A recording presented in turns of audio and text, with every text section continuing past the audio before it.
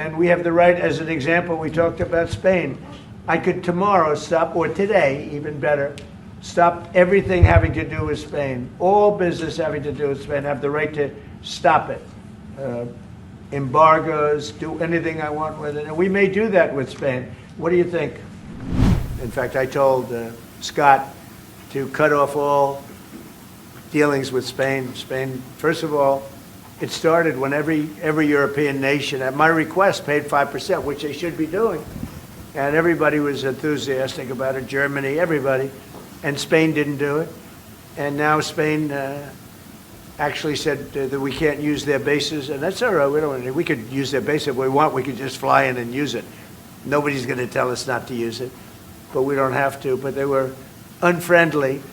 And so I told him, we don't want to, Spain has absolutely nothing that we need other than great people. They have great people, but they don't have great leadership. And as you know, they were the only country that in NATO would not agree to go up to 5%.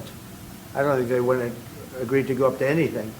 They wanted to keep it at 2%, and they don't pay the 2%.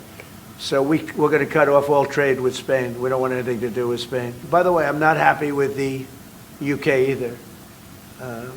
That island that you read about, the lease, okay, he made it for whatever reason, he made a lease of the island. Somebody came and took it away from him.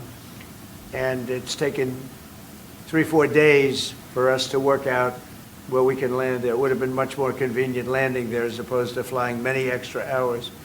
So we are very surprised. This is not Winston Churchill that we're dealing with.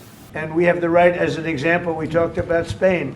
I could tomorrow stop, or today, even better, stop everything having to do with Spain. All business having to do with Spain, have the right to stop it. Embargoes, do anything I want with it. And we may do that with Spain. What do you think? Sir, I agree. The Supreme Court reaffirmed your ability to implement an embargo. And as we've talked, from your first term, the Section 301s and the 232s have withheld more than 4,000 lawsuits. And USTR and Commerce are going to begin investigations, and we'll move forward with those. But this is not the age of Churchill.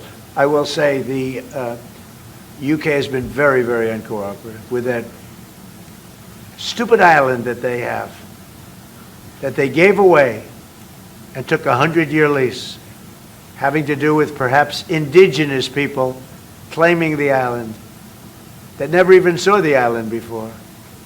What's that all about? And they ruin relationships. It's a shame.